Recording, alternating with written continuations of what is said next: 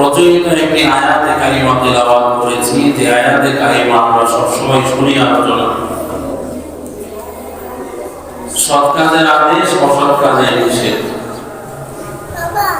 এ সম্পর্কে আলোচনা করব ইনশাআল্লাহ। আল্লাহ সুবহানাহু ওয়া তাআলা দুনিয়ার মধ্যে অসংখ্য নবী এবং রাসূল প্রেরণ করেছেন মানুষকে পরিশুদ্ধ করার জন্য, পথ ভোলা মানুষদেরকে জান্নাতের পথ ফিরিয়ে দেওয়ার জন্য, জাহান্নাম পথে যারা চলে সেই পথ থেকে তাদেরকে এনে জান্নাতের পথে পরিচালিত করা নবীদের কাজ। প্রত্যেকটা নবী, ছোট বড় প্রত্যেকটা নবী দুনিয়ার মধ্যে কাজ করেছে। আল্লাহর সাথে মানুষকে পরিচয় করে দিয়েছে, মানুষ যেন মানুষের মতোই থাকে, মানুষ যেন সভ্য জাতিতেই থাকে। মানুষকে সভ্য জাতি করার জন্য, মানুষের মধ্যে মনুষ্যত্ব তৈরি করার জন্যই, আল্লাহর সাথে সম্পর্ক তৈরি করার জন্য নবী এবং রাসূল আল্লাহ তাআলা প্রেরণ করেছেন। এবং প্রত্যেকটা নবী ওনাদের জিম্মাদারি পালন করেছেন। প্রত্যেকটা মানুষের ঘরে ঘরে গিয়ে দাওয়াত পৌঁছে দিয়েছেন। কিসের দাওয়াত?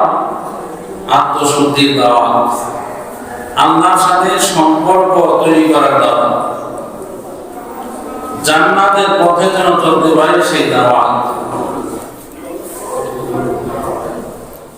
নবী করিম সাল্লাল্লাহু আলাইহি সাল্লাম বিদায় হজের ভাষণে সর্বশেষ ভাষণ যখন নবী সাল্লাল্লাহু আলাইহি সাল্লাম দিয়েছেন এবং দুনিয়া থেকে চলে যাবেন এমন নির্দেশনা যখন আল্লাহ তাআলা দিয়েছেন, আল্লাহর পক্ষ থেকে যখন চেয়েছেন,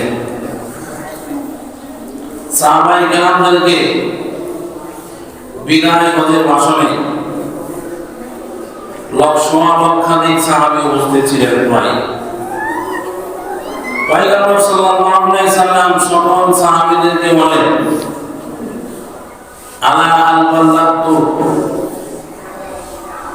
সাহাবায়ে কেরামদেরকে নবী বললেন, আমি যে আমার দায়িত্ব আল্লাহ তাআলা আমাকে দিয়েছেন, সৎ কাজের আদেশ করার জন্য, অসৎ কাজের নিষেধ করার জন্য,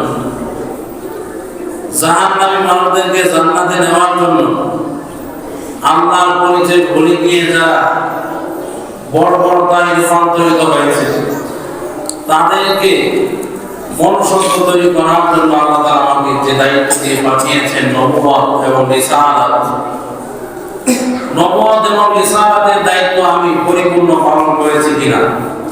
সোয়া লক্ষ সাহাবায়ে কেরামের জামাতে সকলের সামনে নবী জিজ্ঞাসা করলেন, আলা হাল বাল্লাতু, আমি কি আমার দায়িত্ব সঠিকভাবে পৌঁছে দিয়েছি কিনা। সাহাবায়ে কেরাম সকলেই হাত উঁচু করে বললেন, নাআম ইয়া রাসূলুল্লাহ, ইয়া রাসূলুল্লাহ, আপনি আপনার দায়িত্ব আমাদের কাছে আপনি যথাযথভাবে পালন করেছেন, পৌঁছে দিয়েছেন। আল্লাহর দ্বীন আমাদেরকে অবগত করেছেন, কোরআন আমাদেরকে শিক্ষা দিয়েছেন, আমাদের জীবন যাপন কেমন হবে, কোনটা জান্নাতের রাস্তা আর কোনটা জাহান্নামের রাস্তা, নবীজি আপনি আমাদেরকে সুন্দরভাবে সুস্পষ্টভাবে বলে দিয়েছেন। কোনটা হালাল আর কোনটা হারাম, কোনটা হক আর কোনটা বেহক, কোনটা ঈমানের কাজ, মুসলমানের কাজ, আর কোনটা হলো কুফরের পথ, কুফরের কাজ, কোনটা আল্লাহর পথ আর কোনটা শয়তানের পুলিশের পথ। নবীজি আপনি আমাদেরকে যথাযথভাবে বলে দিয়েছেন। আল্লাহ তাআলা সেই কারণে আপনাকে দুনিয়াতে প্রেরণ করেছেন, আপনি আপনার দায়িত্ব পূর্ণাঙ্গ পালন করেছেন, কমতি করেন নাই। পয়গম্বর সাল্লাল্লাহু আলাইহি ওয়াসাল্লাম সাহাবায়ে কেরামদেরকে সাক্ষী রেখে বললেন, আল্লাহ তাআলাকে বললেন, আল্লাহুম্মা শাহাদ, আল্লাহুম্মা শাহাদ, আল্লাহুম্মা শাহাদ।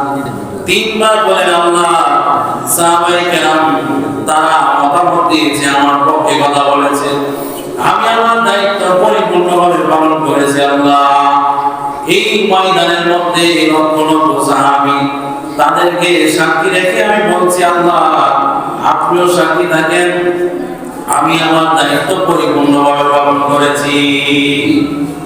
নবী করিম সাল্লাল্লাহু আলাইহি সাল্লাম সাহাবায়ে কেরামদেরকে বললেন এই কথা, আল্লাহকে সাক্ষী রেখে বলেন দায়িত্ব পরিপূর্ণ পালন করেছেন। দ্বীনের মধ্যে কোনো অপূর্ণতা নাই। কেউ যদি এই কথা বলতে চায় ইসলামের মধ্যে অপূর্ণতা আছে, অমুক আলেম, অমুক পীর, অমুক দলের লোকে ইসলামকে পূর্ণতা দান করবে, ব্যাখ্যা জোর করে করবে যেটা ইসলামে নাই, এরপর জোর করে করবে, সেটা কি হবে না, গ্রহণযোগ্য হবে না। কারণ অতিরিক্ত অপেক্ষা করতে হবে, বিশ্লেষণ করতে হবে। কোরআনের কোথাও অস্পষ্টতা নাই, হাদিসের মধ্যে নবীজি কোনো অস্পষ্টতা রেখে যান নাই, সুস্পষ্টভাবে বর্ণনা করে দিয়েছেন। এই জন্য আল্লাহ তাআলা ওই দিন আয়াত নাযিল করে দিয়েছেন বিদায় মাসের বাসরের সময়। নবীজি তেলাওয়াত করলেন, আল্লাহ রাব্বুল আলামিন জিবরাইলের মাধ্যমে নাযিল করে দিলেন, আল-ইয়াওমা আকমালতু লাকুম দীনাকুম ওয়া আতমামতু আলাইকুম নি'মাতি ওয়া রাদিতু লাকুমুল ইসলাম দীনা। আল্লাহ রাব্বুল আলামিন ওই সাহাবায়ে কেরামদেরকে জানায় দিলেন, সাহাবায়ে কেরাম ভালো করে খেয়াল করে শোনো, আজকের এই দিনে আমি ইসলামকে পরিপূর্ণ করে দিলাম। ইসলামকে আমি আল্লাহ ধর্ম হিসাবে, জীবন ব্যবস্থা হিসাবে, জান্নাতের পথ হিসাবে কিয়ামত পর্যন্ত সময়ের জন্য আমি আল্লাহ তাআলা উপযুক্ত করে দিলাম। এর মধ্যে আর কি নাই, কোনো অপূর্ণতা নাই, একবারে সুস্পষ্ট। নতুন করে ব্যাখ্যা বিশ্লেষণ করার কোনো প্রয়োজন নাই। আল-ইয়াওমা আকমালতু লাকুম দীনাকুম ওয়া আতমামতু আলাইকুম নি'মাতি। আল্লাহ বলেন, আমি আমার দিনকে পরিপূর্ণ করে দিলাম, কোনো অপূর্ণতা নাই, বিন্দুমাত্র অপূর্ণতা নাই, ধর্ম হিসাবে পরিপূর্ণ করে দিয়েছে। কিভাবে আল্লাহকে পাওয়া যাবে, জান্নাতের পথ কোনটা, সুস্পষ্টভাবে আল্লাহ বলে দিয়েছেন। ঠিক তেমনিভাবে একজন মুমিন সকাল থেকে নিয়ে সন্ধ্যা পর্যন্ত, হায়াত থেকে নিয়ে মরণ পর্যন্ত দুনিয়ার মধ্যে কিভাবে জীবন যাপন করবে, আল্লাহ তাআলা সুস্পষ্টভাবে প্রত্যেকটা জিনিস সুন্দর করে বর্ণনা করে দিয়েছেন। কোনো অস্পষ্টতা নাই, কোনো অস্পষ্টতা নাই, আল্লাহ তাআলা সুস্পষ্টভাবে বলে দিয়েছেন। পয়গম্বর সাল্লাল্লাহু আলাইহি ওয়াসাল্লাম বিশ্লেষণ করেছেন। এখন যদি কেউ বলতে চায় ইসলামের মধ্যে অপূর্ণতা আছে, এই জিনিসটার কমতি আছে, আপনারা বলেন সে যদি নামাজিও হয়, তাহাজ্জুদ বোঝার ওলাও যদি হয়, কথা বলেন ঈমান কি আছে? না, গেছে। কেন গেছে? কারণ বলেছেন আমি পরিপূর্ণ করে দিয়েছি। খালি পূর্ণ না, পূর্ণ আর পরিপূর্ণের মধ্যে কি আছে? পার্থক্য আছে। পূর্ণ হচ্ছে আমি আমার সাধ্য অনুযায়ী পূর্ণ করেছি, আমার অজান্তে কমতি থাকতে পারে। আর আল্লাহ বলেছেন আকমাল তো ইসমে তাফসীরের সিগা, আমি গ্রামার অনুযায়ী ইসমে তাফসীর আকমাল তো, অর্থাৎ যে পরিপূর্ণতা আমি করেছি বিন্দু মাত্র তার মধ্যে কোনো কমতি নাই, বিন্দু মাত্র নাই। ইসমে তাফসীরের সিগা দুনিয়ার মধ্যে পরিপূর্ণতা বলতে যা বোঝায় আমি আল্লাহ তাআলা ওই সর্বোচ্চটুকুই করেছি, বিন্দু মাত্র কোনো সন্দেহ নাই, বিন্দু মাত্র কোনো কমতি নেই। এই জন্য আল্লাহ বলেছেন কোরআন তেলাওয়াত করার আগে মুমিন তুমি যখন কোরআন তেলাওয়াত করবা, শুরুতে আল্লাহ বলে দিয়েছেন আলিফ লাম মিম যালিকাল কিতাবু লা রাইবা ফীহ। এই চিন্তা তোমার মনের মধ্যে আগে বসাইতে হবে, এই কথার প্রতি আগে ঈমান আনতে হবে। কোরআন যখন তুমি শুরু করলা, এই কথা মনে প্রাণে বিশ্বাস করবা, এর মধ্যে বিন্দুমাত্র কোনো ভুল নাই, সন্দেহ নাই। সুবহানাল্লাহ, সুবহানাল্লাহ। এই চিন্তা ফিকির নিয়েই কোরআন তেলাওয়াত করতে হবে, তাহলে কি হবে? সওয়াব হবে। হুদাল মুত্তাকিন, কোরআনটা মুত্তাকিনদের জন্য হিদায়াত। হিদায়াত যখন হবে যখন তুমি পরিপূর্ণভাবে বিশ্বাস করবা। আর যদি মনে বলতে থাকে কোনটা জানে ঠিক, কোনটা জানে ঠিক, এর মনে ভুল আছে, এই সে নতুন করে ব্যাখ্যা করবেন, কথা বলেন সেখানে কি সুযোগ আছে?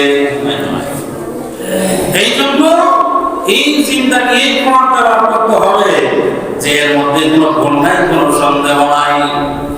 এই ঈমানটুকু যদি তোমার মধ্যে তৈরি হয়ে যায়, তখন তুমি কোরআন তেলাওয়াত করবা, মজা পাইবা।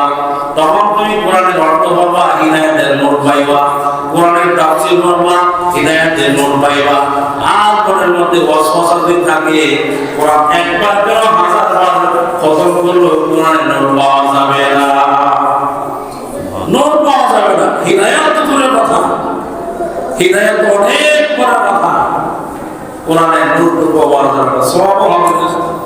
এই জন্য আল্লাহ বলে দিয়েছেন, মুমিন তিলাওয়াত করার আগে মনের মধ্যে আগে এই চিন্তা করতে হবে, ইতমিনান বিল কলব করতে হবে, এর মধ্যে কোনো সন্দেহ নাই, এর মধ্যে কোনো কমতিও নাই। জীবন ব্যবস্থা পৃথিবীর মধ্যে যত ধর্ম আছে সবগুলো হলো ধর্ম।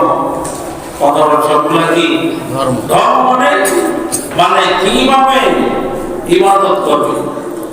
আমাদের ধর্মে বলা ইবাদত, এক এক ধর্মে এক এক নাম বলা হয় ইবাদতকে। মানে ইবাদত কিভাবে করবে, ধর্ম কিভাবে চর্চা করবে, সেই বিষয়ে তালিম দেওয়া আছে। কিন্তু আমাদের ধর্মটা আল্লাহ তাআলা বলেছেন, আকমালতু লাকুম, পরিপূর্ণ করে দিয়েছি। আল্লাহকে পাওয়ার পর যেরকম ভাবে পরিপূর্ণভাবে বর্ণিত আছে, ইবাদত কিভাবে করতে হবে, কিভাবে কোন ইবাদত করলে গ্রহণযোগ্য হবে, কোনটা সুন্নত তরিকায় হবে, কোনটা গ্রহণযোগ্য হবে না বলা আছে। ঠিক তেমনিভাবে তুমি ব্যবসা বাণিজ্য কিভাবে করবা বলে দেওয়া আছে, চাকরি বাকরি কিভাবে করবা বলে দেওয়া আছে, তোমার পরিবার কিভাবে পরিচালিত করবা বলে দেওয়া আছে, সন্তানকে কোন তালিম তুমি দিবা, এই তালিমের কথা কোরআন হাদিসের মধ্যে বর্ণিত আছে। কথা বলেন আছে না নাই? দুইজন যাত্রী একসাথে সিটের মধ্যে বসছে, দূরে কোথাও যাবে, দুইজন একসাথে বসার পরে কার অধিকার কতটুকু আছে, কষ্ট দেওয়া যাবে নাকি যাবে না, কার সিটের অংশ কতটুকু, কথাবার্তা কেমন হবে, আচরণ কেমন হবে, কথাবার্তা হাদিসে আছে না নাই? আপনি রাস্তা দিয়ে চলবেন, লাইনে চলবেন নাকি বামে চলবেন, নজর কোন দিকে থাকবে, যখন পথকাশ আসবে কোন জায়গা পালাইবেন, ইস্তেদা করলে কোথায় গিয়ে করবেন, ময়লা রাস্তায় পালাইবেন নাকি ডাস্টবিনে পালাইবেন, কথা আসা নাই? আছে। কিন্তু পৃথিবীর মধ্যে আর দ্বিতীয় এমন কোন ধর্ম নাই যে জায়গার মধ্যে জীবন চলার পথ পদ্ধতি সম্পর্কে কি আছে, আলোচনা আছে। এরকম ইসলাম ছাড়া আর দ্বিতীয় কোন ধর্ম নাই।